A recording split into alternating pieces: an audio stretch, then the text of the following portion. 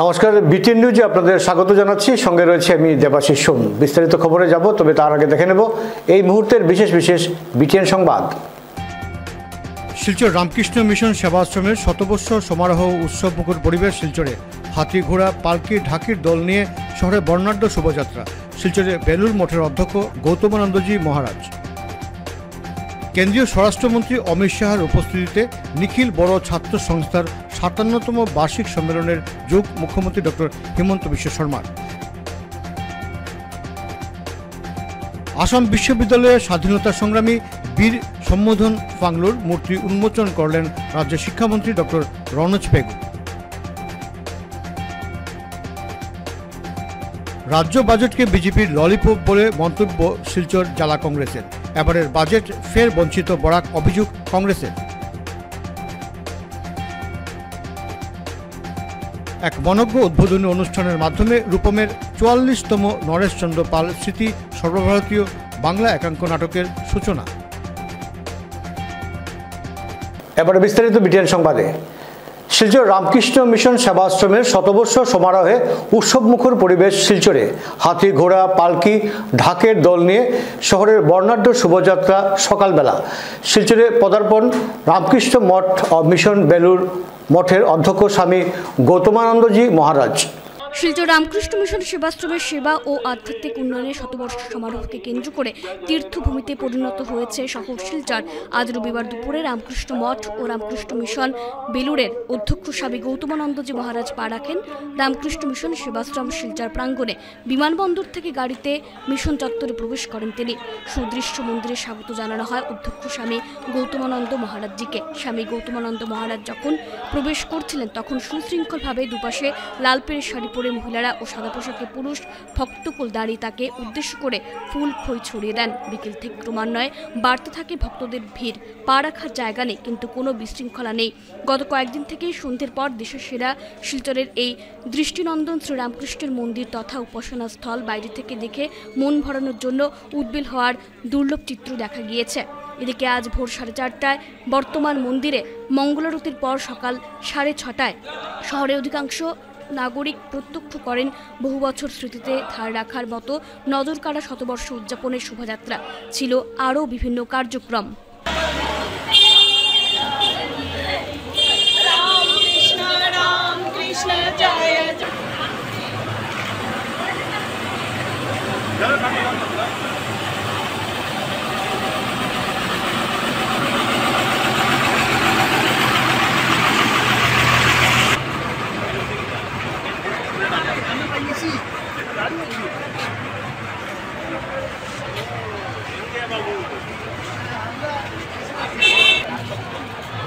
হলেও একটু এই পাশে থাকতো না।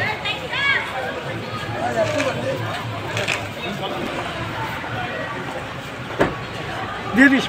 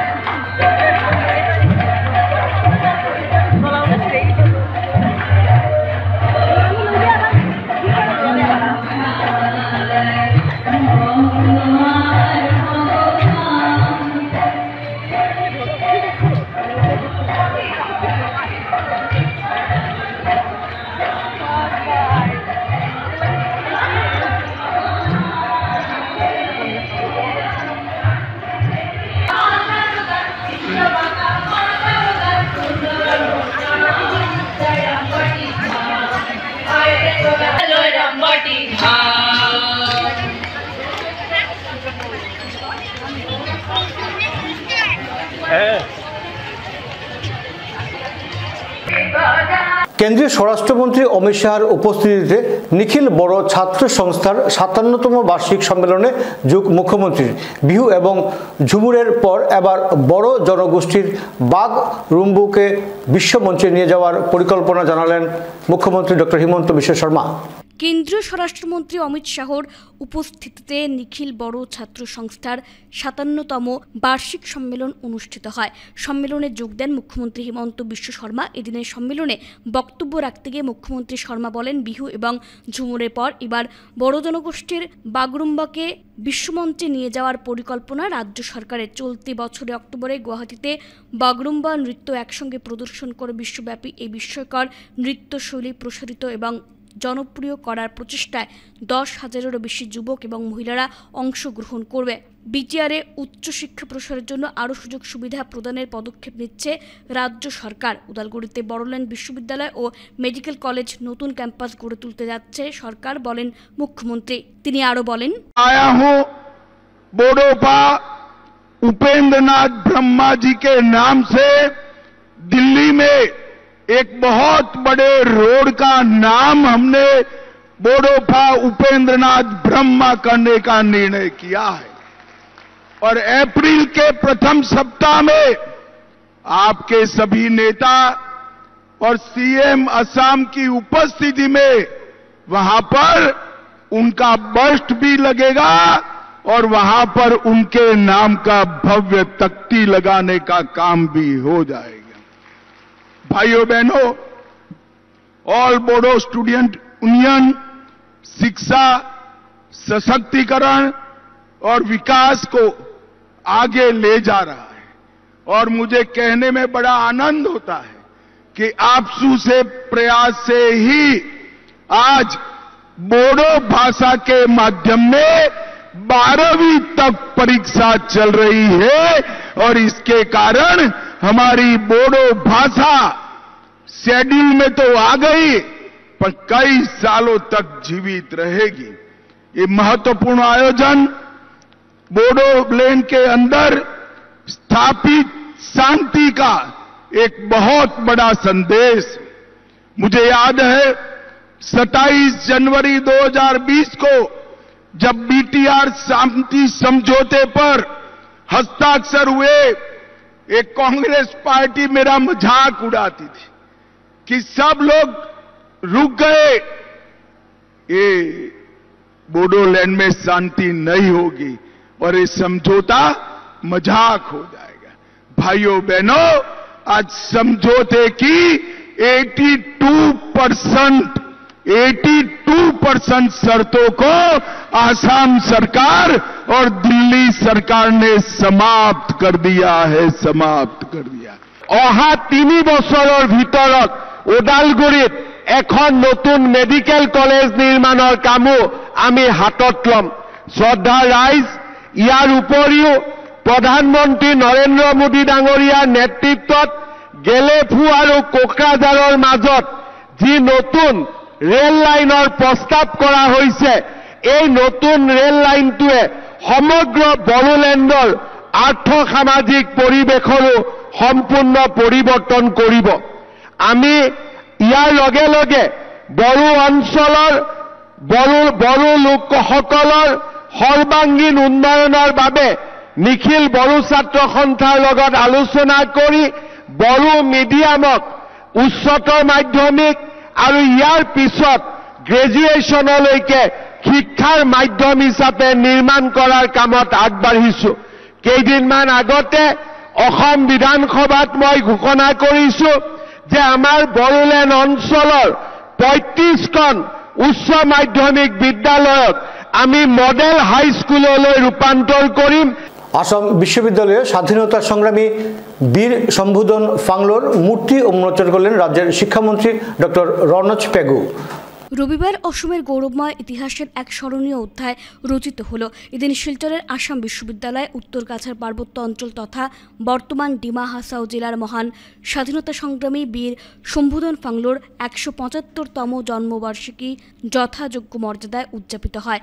এই অনুষ্ঠানের অন্যতম প্রধান আকর্ষণ ছিল আসাম বিশ্ববিদ্যালয় শিলচরে তাঁর মূর্তি উন্মোচন, যা বর্মন ডিমাসা কাছারি ডেভেলপমেন্ট কাউন্সিল অসমের এক গুরুত্বপূর্ণ উদ্যোগ। এই গৌরবময় মুহূর্তে প্রধান অতিথি হিসেবে উপস্থিত থেকে শিক্ষা ও জনজাতি বিষয়ক মন্ত্রী ডক্টর রনোজ পেগু মূর্তিটির উন্মোচন করেন। এই অনন্য অনুষ্ঠানে বিশিষ্ট অতিথিদের মধ্যে ছিলেন মন্ত্রী নন্দিতা গার্লোসা, মন্ত্রী কৌশিক রায়, আসাম বিশ্ববিদ্যালয়ের উপাচার্য অধ্যাপক রাজীমোহন পন্ত, ধলাই বিধানসভার বিধায়ক নিহারঞ্জন দাস, কাছাড় বিজেপি জেলা সভাপতি রূপম সাহা এবং বিশিষ্ট সমাজকর্মী নিখিল বর্মন, দিলীপ ননিসা, রূপেশ বর্মন। মূর্তি উন্মোচনের পর শিক্ষার্থীদের এক মনোমুগ্ধকর সাংস্কৃতিক পরিবেশনা অনুষ্ঠানের জাঁকজমক আরও বৃদ্ধি করে এবং এই অঞ্চলের সমৃদ্ধ ঐতিহ্যকে তুলে ধরে। এরপর বিপিন চন্দ্রপাল প্রেক্ষাগৃহে এক ভাবগম্ভীর আলোচনা সভার আয়োজন করা হয়। সমাবেশে বক্তব্য রাখতে গিয়ে শিক্ষামন্ত্রী ডক্টর রনোজ পেগু বীর শম্ভুধন ফাংলোর অসামান্য অবদান সম্পর্কে গভীরভাবে আলোকপাত করেন। তিনি বলেন, ব্রিটিশ ঔপনিবেশিক শাসনের বিরুদ্ধে তার অবিচল সংগ্রাম আমাদের চিরকাল অনুপ্রাণিত করবে। সেই সময় 1950 সালে যখন ওনার জন্ম হয়েছিল এবং পরবর্তীতে উনি দেখতে পারেন যে 1832 সাল থেকে যেভাবে ব্রিটিশ আমাদের এই কাছাড়, পূর্বের যে কাছাড় জেলা ছিল, যে কাছাড়ি রাজার অধীনে ছিল, সেখান থেকে ব্রিটিশরা এই রাজ্যকে, এই এলাকাকে তাদের পরাধীনতা নিয়েছে এবং তার বিরুদ্ধে উনি সংগ্রাম যখন শুরু করেন, আর সংগ্রাম করতে করতে এক সময় উনি একটা বিশাল সেনা তৈরি করেছিলেন এবং যখন ব্রিটিশের দেখলেন যে আমরা এই বীর শম্ভুধন ফাংলোকে যদি আমরা রোধ করতে না পারি, আমরা হয়তো আমাদের যে সাম্রাজ্য, সেই সাম্রাজ্য ধরে রাখতে পারবো না। গর্বের বিষয়, অত্যন্ত সৌভাগ্যের বিষয়। আর এটার জন্য আমি বর্মন ডিমাসা ডেভেলপমেন্ট কাউন্সিলকে আমি ধন্যবাদ জানাচ্ছি যে তারা এরকম ব্যবস্থা করেছেন এবং সঙ্গে সঙ্গে আসাম বিশ্ববিদ্যালয় কর্তৃপক্ষকে আমি ধন্যবাদ জানাই, যেভাবে ভারতবর্ষের বীর সেনানীদের ওনারা এখানে মূর্তি স্থাপনের জন্য জায়গা দিয়েছেন, ঠিক সেভাবে আমাদের কাছাড় হোক, আমাদের নর্থ ইস্টেরও যারা এই স্বাধীনতা সংগ্রামের সঙ্গে, বীরত্বের সঙ্গে ব্রিটিশের বিরুদ্ধে লড়াই করেছেন, তাদেরও মূর্তি স্থাপনের জন্য তারা জমি দিয়েছেন। আর আজকে আমরা বিশেষভাবে ধন্যবাদ জানাই তাদেরকে যে তারা বীর শম্ভুধন ফাংলোর মূর্তি উন্মোচনের জন্য, আমাদেরকে মূর্তি নির্মাণের জন্য আমাদেরকে জায়গা দিয়েছে। এই জন্য বিশ্ববিদ্যালয়কে, উপাচার্য মহাশয়কে আমি ধন্যবাদ জানাই। गवर्नमेंट ऑफ इंडिया और government of Assam tripartite agreement हुआ।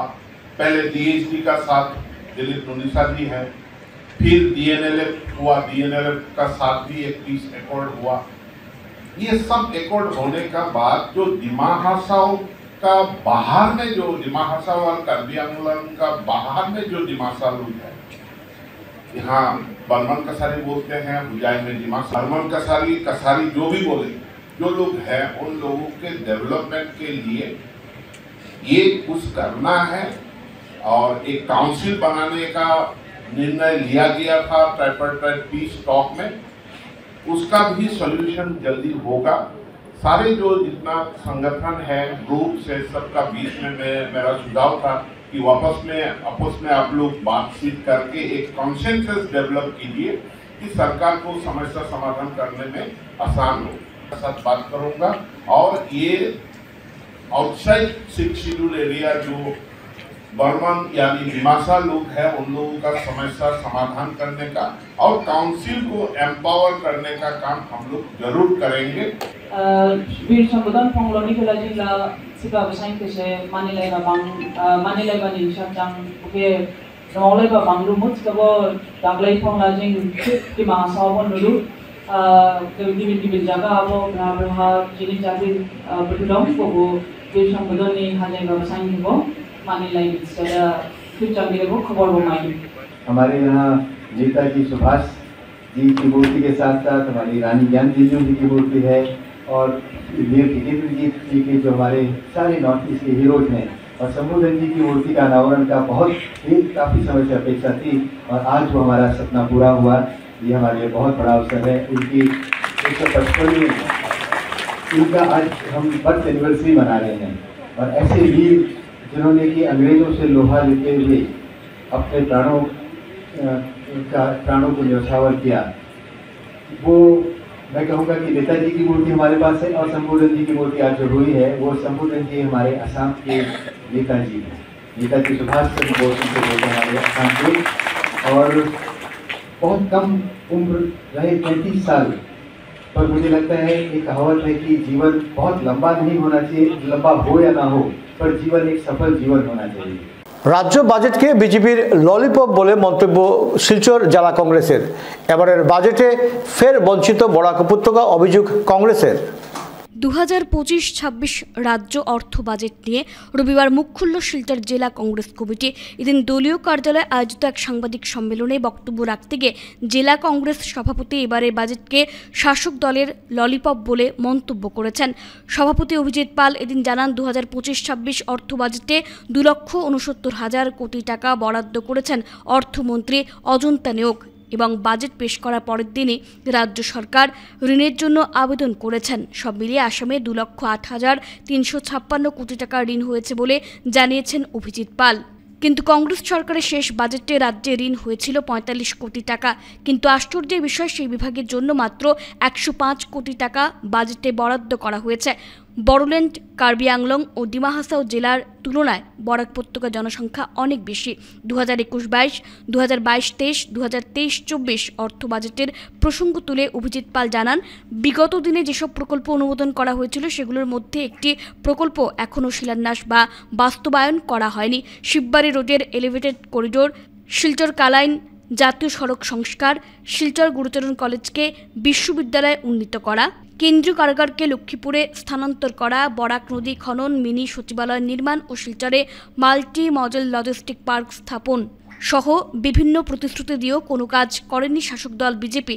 বরাকে জনগণকে বারবার মিথ্যা প্রতিশ্রুতি ও ললিপপ দেখে বিজেপি ভোটের রাজনীতি করছে বলে মন্তব্য করেছেন অভিজিৎ পাল। অন্যান্য বিভিন্ন ইস্যুতে শাসক দল বিজেপিকে সমালোচনার কাঠগড়ায় দাঁড় করিয়ে জনগণের সামনে উন্নয়নের শ্বেতপত্র প্রকাশ করার সরকারের কাছে দাবি জানিয়েছে বিরোধী দল কংগ্রেস। একটা নতুন ডিপার্টমেন্ট তৈরি করা হয়েছে, বরাক উপত্যকা উন্নয়ন বিভাগ, এবং সেই বিভাগের মন্ত্রী দেওয়া হয়েছে আসামে, বর্তমান মন্ত্রী দেওয়া হয়েছে কৌশিক রায় মহাশয়কে। আমরা যখন বরাক উপত্যকাতে কোনো ধরনের উন্নয়ন বিভাগ ছিল না কংগ্রেস আমলে, তখন প্রাক্তন মুখ্যমন্ত্রী তরুণ গগৈ 1000 কোটি টাকার প্যাকেজ দিয়েছিলেন বরাক উপত্যকার জন্য, এবং সেই 1000 কোটি দিয়ে বর্তমানে যে রংপুর সদরঘাটের ব্রিজ, বাদ্রি সেতু, শিলচর পৌরসভার ভবন, সেই 1000 কোটি দিয়ে উন্নয়নমূলক কাজ বরাক উপত্যকা হয়েছিল। কিন্তু আজকের সরকারে শুধু মন্ত্রীকে দায়িত্ব দেওয়ার জন্য একটা উন্নয়ন বিভাগ তৈরি করা হয়েছে, কিন্তু সেই উন্নয়ন বিভাগে মাত্র 105 কোটি টাকা এই বাজেটে ধার্য করা হয়েছে, যেখানে বড়োল্যান্ডে 31 লাখ জনসংখ্যা, সেখানে 1143 কোটি টাকা বাজেটে ধার্য করা হয়েছে। যেখানে কার্বি আংলংয়ে 10 লাখ জনসংখ্যা, সেখানে 621 কোটি টাকা ধার্য করা হয়েছে। যেখানে ডিমা হাসাওতে 2 লক্ষ জনসংখ্যা, সেখানে 306 কোটি টাকা দেওয়া হয়েছে। যেখানে বরাক উপত্যকাতে 45 লক্ষ জনসংখ্যা, সেখানে দেওয়া হয়েছে মাত্র 105 কোটি টাকা। যদি বরাক উপত্যকায় 15টা জনপ্রতিনিধি ছিলেন, সেই 15টা জনপ্রতিনিধিকে যদি 105 কোটি টাকাকে যদি ভাগ করে দেওয়া হয়, তাহলে এক একটা অঞ্চলে, এক একটা বিধানসভাতে মাত্র 7 কোটি টাকা করে পড়বে। সেই 7 কোটি দিয়ে বরাকে কি উন্নয়ন হবে, এটা বরাকের জনসাধারণ ভালোভাবে বুঝতে পেরেছে। আমি বাজেটের মধ্যে শিলচরের বিধায়ক এবং যিনি বরাক থেকে মন্ত্রী হয়েছেন, উনি সাংবাদিক সম্মেলন করে আসামের শ্রেষ্ঠ মুখ্যমন্ত্রী হেমন্ত বিশ্ব শর্মার জয়গান গেয়েছেন ওনারা, এবং বলেছেন যে 700 কোটি টাকা ফ্লাইওভারের জন্য স্যাংশন হয়েছে। আশ্চর্যের ব্যাপার, এই ফ্লাইওভার 2022-এ যখন শিলচরে ক্যাবিনেট মিটিং হয়েছিল, সেই ক্যাবিনেট মিটিংয়েই ফ্লাইওভারকে অনুমোদন দেওয়া হয়েছিল। 2-3 বছর যাওয়ার পর এই বাজেট পেশ করার প্রায় কিছুদিন আগে 2 জন মন্ত্রী এবং শিলচরের বিধায়ক এখানে শিলচরের লিডিং সিটিজেনদেরকে নিয়ে একটা সভা করেছিলেন, যে লিডিং সিটিজেনের মতামত নিয়ে ফ্লাইওভার হবে কিনা সেই মতামতটা নেওয়া হবে। সেই লিডিং সিটিজেন নিয়ে আমরা প্রশ্ন করেছিলাম যে কাদেরকে ডাকা হয়েছে। শিলচর শহরে যারা আমরা জানি যে যারা সিভিল মানে লিডিং সিটিজেন, তাদের মধ্যে কাউকে আমরা সেই সভাতে দেখিনি। যাই হোক, সেই সভার পর 700 কোটি টাকা ফ্লাইওভারের জন্য ধার্য করা হয়েছে প্রথম ফেজে। আমাদের প্রশ্ন হলো, ভালো কথা, শিলচরে যদি ফ্লাইওভার হয় শিলচরের ট্রাফিক সমস্যার সমাধান অতি সত্বর করা উচিত, কিন্তু বরাক উপত্যকার ক্ষেত্রে আমরা দেখি রবিবার এক সুন্দর উদ্বোধনী অনুষ্ঠানের মাধ্যমে রূপমের 44তম নরেশচন্দ্র পাল স্মৃতি একাঙ্ক সর্বভারতীয় নাটক প্রতিযোগিতা শুরু হলো। এক সুন্দর উদ্বোধনী অনুষ্ঠানের মাধ্যমে রূপমের 44তম নরেশচন্দ্র পাল স্মৃতি সর্বভারতীয় বাংলা একাঙ্ক নাটক প্রতিযোগিতা শুরু হলো রবিবার থেকে। বঙ্গভবনে এর শুভ উদ্বোধন করলেন স্বনামধন্য চিকিৎসক ডাক্তার কুমার কান্তি দাস। এদিন বিকেল 5টায় উদ্বোধন অনুষ্ঠানের পর শ্রীরামপুর তপস্যা নৃত্যানুষ্ঠান আয়োজিত হয়। এরপর সেই শ্রীভূমি, রংমশাল এবং দক্ষিণেশ্বরের সংকেত ইত্যাদি অনুষ্ঠান আয়োজিত হয়। প্রতি বছরের মতো এবারও এই নাট্য উৎসবকে কেন্দ্র করে নাট্যপ্রেমীদের মধ্যে বাড়তি উৎসাহ উদ্দীপনা লক্ষ্য করা যায়। আয়োজক কমিটির কর্মকর্তারা ছাড়া উপস্থিত ছিলেন বিশিষ্ট অতিথি হিসেবে শিলচরের সাংসদ পরিমল শুক্লবৈদ্য এবং বহু বিশিষ্ট জনেরা। সোমবার অর্থাৎ 17 মার্চ প্রথম মঞ্চস্থ হবে নবদিগন্ত শ্রীভূমির নাটক। আগামী 23 মার্চ পর্যন্ত বঙ্গভবনে আয়োজিত হবে রূপমের এই নাট্য উৎসব। বিচারক মণ্ডলীতে রয়েছেন অধ্যাপক বিশ্বতোষ চৌধুরী, অধ্যাপক অসীম চট্টরাজ এবং সুমিতা বসু কলকাতা থেকে।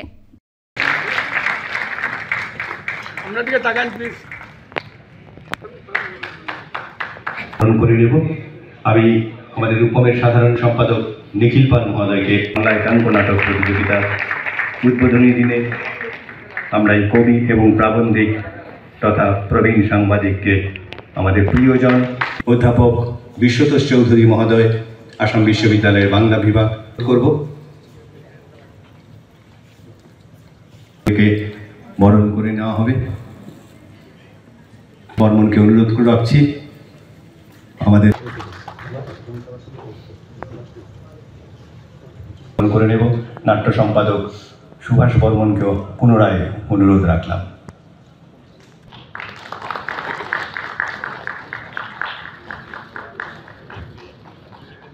যাপিত জীবন, তবুও তিনি সময় করে আমাদের ভালোবাসার ডাকে এসেছেন। আমার মনে হয় আমি তখন বলতে গেলে ছোট বলবো না, একটু বুঝতে পারি। বিশ্বতোষবাবু আছেন, একসঙ্গে লেখাপড়া করেছি আমরা। তো আমার মনে আছে যে আমরা যখন ওই দিক থেকে আসতাম রূপমের কথা শুনতাম। রূপম আমি আর বলতে পারি না কখন কোন বছর আরম্ভ করেছেন, কিন্তু এই নাটক প্রতিযোগিতা ডিস্ট্রিক্ট লাইব্রেরি তখন ছিল। আর ওইখানটায় কলেজ জীবনে, তার আগে খুব একটা শিলচরে আসতাম না। কলেজ জীবনে দু একবার, যেমন আজকের দিনের পরিচয় নেই, কারণে অকারণে পরিচিতি একটা এসে যায় রাজনীতিতে আসলে, দেখেছি। আর তখন থেকেই ভালো লাগে কারণ যারাই নাটক বা এ ধরনের প্রতিযোগিতার আহ্বান করে তার পেছনে কিছু পাওয়া নেওয়া দেওয়ার কোনো বাসনা থাকে না। একটাই থাকে, আমার মনে হয় যে সমাজ জীবনের চরিত্র, মানুষের মন মানসিকতা, চিন্তা, চেতনা সবকিছু যে প্রজন্মের কাছে তুলে দেওয়া একটা ব্যবস্থা। আজকালকার সময়ে যেমন আমাদের স্পেশালিস্ট করেসপন্ডেন্ট আছে লিটারেচারের জন্য, নাটকের জন্য, খেলাধুলার জন্য, বিভিন্ন কারণে, কিন্তু তখনকার দিনে একজনকেই সব করতে হতো। সেই হিসাবে আমার যে প্রায় 70 বছরের সাংবাদিক জীবন, এই নাট্যচর্চা যারা করতেন তাদের সঙ্গে একটা সম্পর্ক গড়ে উঠেছিল। আমি আধুনিক ধারার যে নাটক, সেগুলোর শুরুতে দুজন ব্যক্তির নাম উল্লেখ করতেই হবে। একজন হচ্ছেন সাধন দত্ত এবং যিশুচন্দ্র। ওরা তখনকার সময় তো কোনো মঞ্চ ছিল না, অস্থায়ী মঞ্চ তৈরি করে নাটক করতে হতো এবং তাদের উদ্যোগে এই শিলচরের মতো পশ্চাৎপদ জায়গায় ক্ষুদিত পাষাণ, প্রমিটিউস এই ধরনের নাটক মঞ্চস্থ হয়েছে। এক সময় এদ অঞ্চলের বিখ্যাত কৌতুক অভিনয়ের জুটি ছিলেন নরেশচন্দ্র পাল এবং অমিয় নাথ। ওনারা মঞ্চে উঠলেই দর্শকদের মধ্যে আনন্দ হাসির ঢেউ উঠত। নরেশচন্দ্র পাল ছিলেন অত্যন্ত উচ্চমানের পরিচালক। মারিচ সংবাদ সহ আরও অনেক উপাখ্যানেরও সফল পরিচালনায় তিনি ছিলেন। নরেশচন্দ্র পালের ন্যায় বিশিষ্ট ব্যক্তি ছিলেন রূপমের প্রতিষ্ঠাতা। ওনার উদ্যোগেই 1975-এ রূপম একাঙ্ক নাটক প্রতিযোগিতার যাত্রা শুরু হয়। পরবর্তীতে 1979 সালে নরেশচন্দ্র পালের মৃত্যুর পর ওনার স্মৃতির উদ্দেশ্যে এই প্রতিযোগিতার নাম পরিবর্তন করে নরেশচন্দ্র পাল একাঙ্ক নাটক প্রতিযোগিতা রাখা হয়। আগামীকাল থেকে প্রতিদিন আপনাদের সবার উপস্থিতি আমরা কামনা করব ঠিক বিকেল 3টে থেকে। সেই সঙ্গে গতকাল ছিল এবং পরশু দুদিন দুলের জন্যে আমরা আজকের প্রস্তুতিতে কিছুটা বিঘ্ন হলেও শেষ পর্যন্ত সব কিছুই সামাল দিয়ে উঠতে পেরেছি। তাই সম্ভবপর হয়ে উঠেছে আমাদের কয়েকজন রূপমের সদস্য এবং শুভানুধ্যায়ীরা যেভাবে সহযোগিতা করেছেন এর জন্য সম্ভবপর হয়ে উঠেছে। শিলচর ফুড গ্রেনস মার্চেন্ট অ্যাসোসিয়েশনের 30তম বার্ষিক সাধারণ সভা অনুষ্ঠিত। শিলচর ফুড গ্রেনস মার্চেন্ট অ্যাসোসিয়েশনের 30তম বার্ষিক সাধারণ সভা রবিবার অনুষ্ঠিত হলো। 30তম বার্ষিক সাধারণ সভায় সংগঠনের বিভিন্ন দিক নিয়ে আলোচনা হলো। এছাড়া সভায় 3 জন বিশিষ্ট উদ্যোগীকে সম্মান জানানো হয়। সভায় ব্যবসায়ীরা নিজেদের বিভিন্ন সমস্যার কথা তুলে ধরেন। পাশাপাশি সংগঠনের ভবিষ্যৎ কর্মপন্থা নিয়েও গুরুত্বপূর্ণ আলোচনা হয়।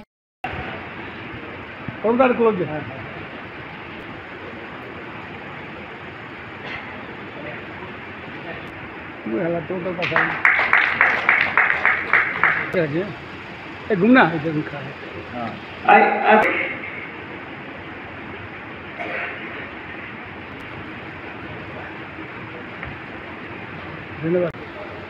আমি আমার বক্তব্য দীর্ঘায়ু করব না, কারণ আমরা দীর্ঘদিন থেকে চেষ্টা করে আসছি জমি পাওয়ার জন্যে।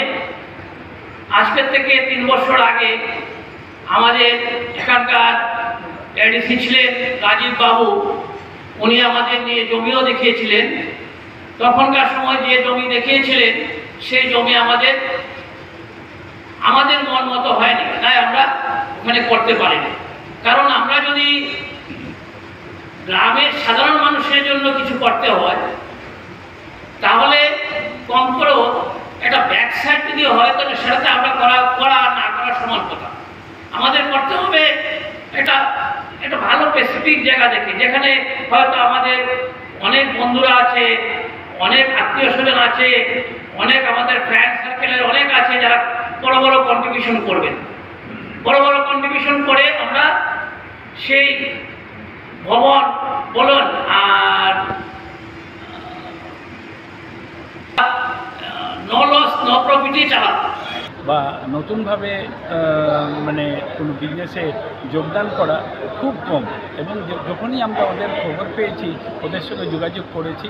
আজকে আমরা কৃতজ্ঞ তারা আমাদের এই অনুষ্ঠানে এসছেন এবং ওনাদের এই স্টার্ট আপ যেটা শুরু করেছেন তার উপরে ওনাদের বক্তব্য ছিল। তার জন্য আমরা আমাদের যে নেক্সট বিজনেস প্যাটার্নের নেক্সট জেনারেশন উপকৃত হবেন এবং আমাদের আগামীতেও আমরা এই প্রচেষ্টা চালিয়ে যাব। আজকে 2 বছর অন্তর অন্তর নতুন কমিটি হয়। এই বছর এমনি annual general meeting, next general মিটিংয়ের পরে আমরা আরেকটা নতুন কমিটি তৈরি হবে।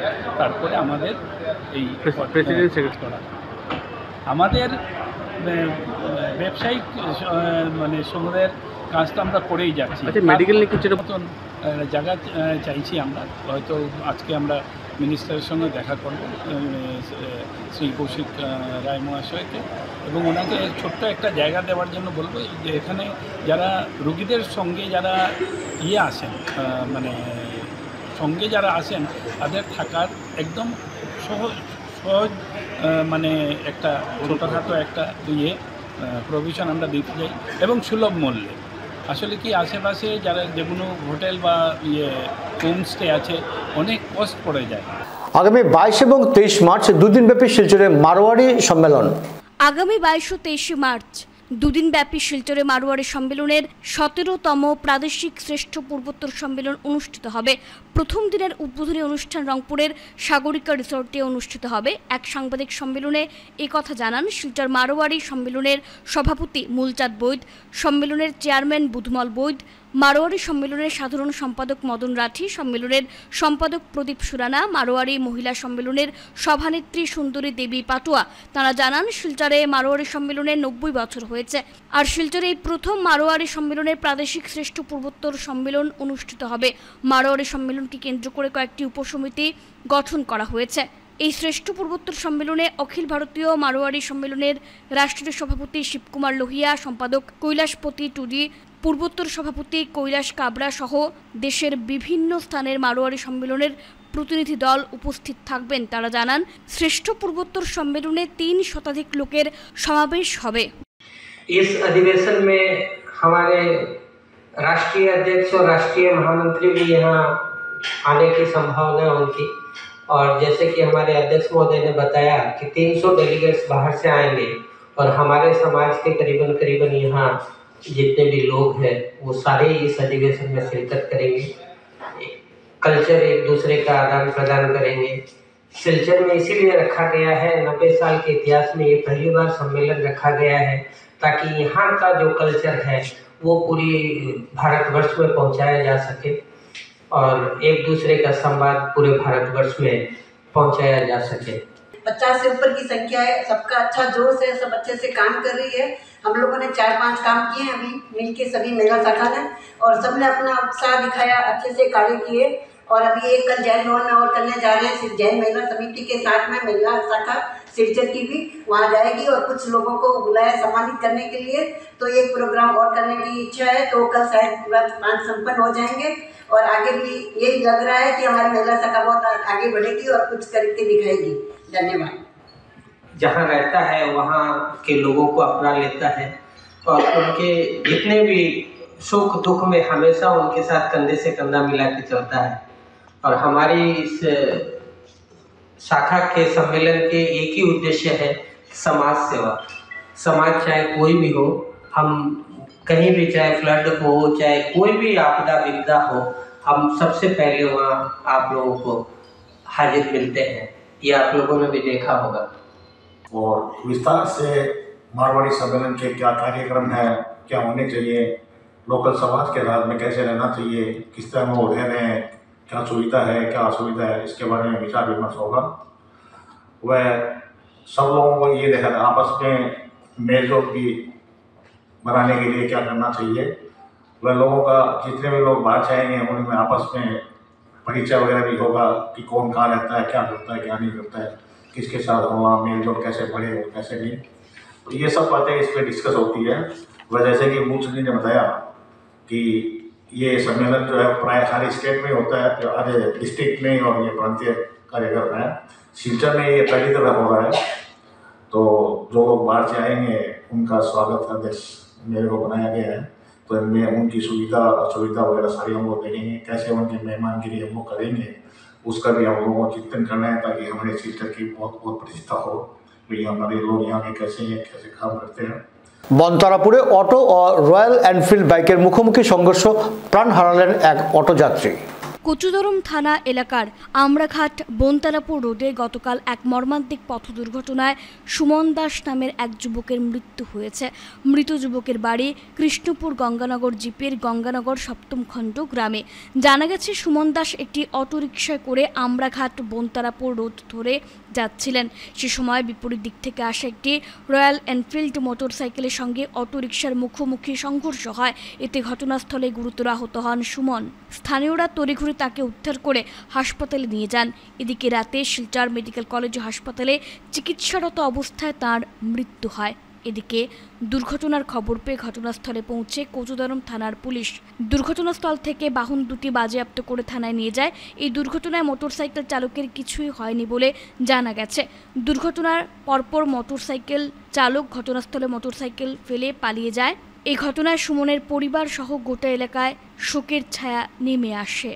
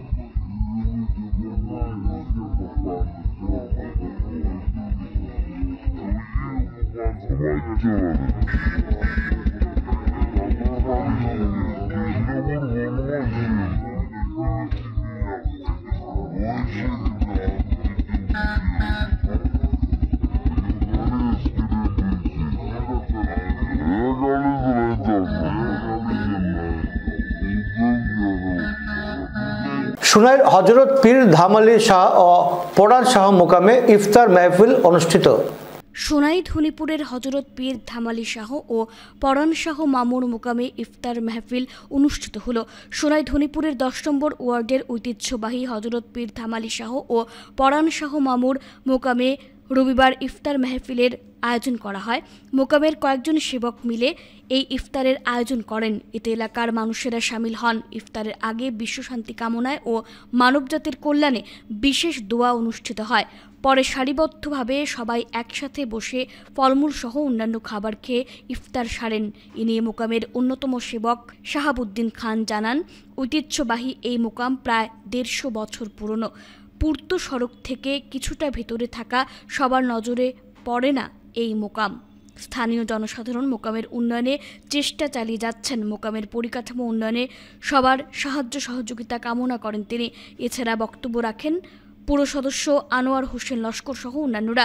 ইফতার মাহফিলে অন্যান্যদের মধ্যে উপস্থিত ছিলেন দিলবার হোসেন, রাজন বরভূয়া, সেবুল আহমেদ লস্কর, শিপ্পু লস্কর, আব্দুল হোসেন বরভূয়া প্রমুখ।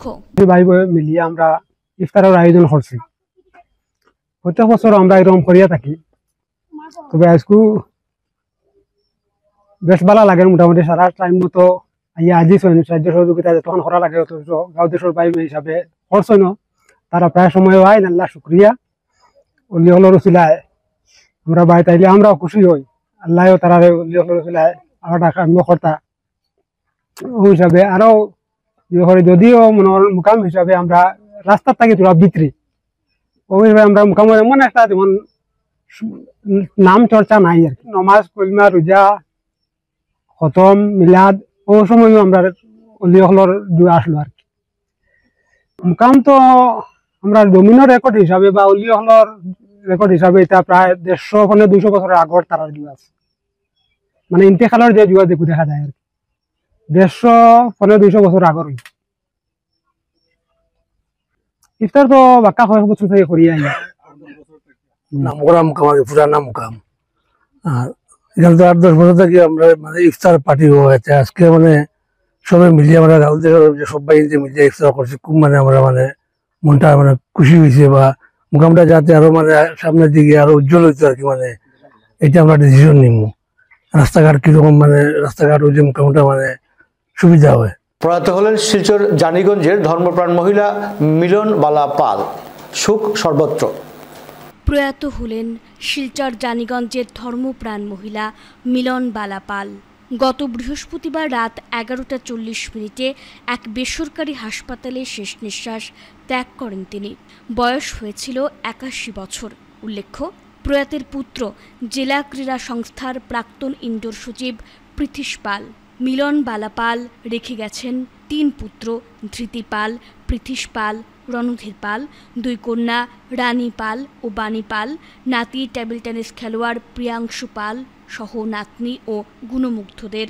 ওনার মৃত্যুতে শোক প্রকাশ করেছেন শিলচর জেলা ক্রীড়া সংস্থার প্রাক্তন সভাপতি বাবুল হোর, বর্তমান সভাপতি শিবব্রত দত্ত, সচিব অতনু ভট্টাচার্য, সহসচিব দেবাশিস সোম, সুজন দত্ত, প্রণব কল্যাণ দে, সুদর্শন চৌধুরী, অভিজিৎ ধর, রাজকুমার পাল, শ্যামল পাল, নন্দদুলাল সাহা প্রমুখ। বিটিএন নিউজ শেষ করার আগে বিশেষ খবর আরও একবার। শিলচর রামকৃষ্ণ মিশন সেবাশ্রমের শতবর্ষ সমারোহ উৎসবমুখর পরিবেশ শিলচরে। হাতি ঘোড়া পালকি ঢাকির দল নিয়ে শহরে বর্ণাঢ্য শোভাযাত্রা। শিলচরে বেলুর মঠের অধ্যক্ষ গৌতমানন্দজি মহারাজ। কেন্দ্রীয় স্বরাষ্ট্রমন্ত্রী অমিত শাহর উপস্থিতিতে নিখিল বড় ছাত্র সংস্থার ৫৭তম বার্ষিক সম্মেলনের যোগ মুখ্যমন্ত্রী ডক্টর হিমন্ত বিশ্ব শর্মার। আসাম বিশ্ববিদ্যালয়ের স্বাধীনতা সংগ্রামী বীর সম্বোধন ফাংলুর মূর্তি উন্মোচন করলেন রাজ্যের শিক্ষামন্ত্রী ডক্টর রনোজ পেগু। রাজ্য বাজেটকে বিজেপির ললিপপ বলে মন্তব্য শিলচর জেলা কংগ্রেসের। এবারের বাজেট ফের বঞ্চিত বরাক অভিযোগ কংগ্রেসের। এক মনজ্ঞ উদ্বোধনী অনুষ্ঠানের মাধ্যমে রূপমের ৪৪তম নরেশচন্দ্র পাল স্মৃতি সর্বভারতীয় বাংলা একাঙ্ক নাটকের সূচনা। বিটিএন নিউজ এখনকার মতো এ পর্যন্তই। আমাদের পরবর্তী বিটিএন সংবাদ দেখার আমন্ত্রণ রইল। আমাদের সঙ্গে থাকার জন্য ধন্যবাদ।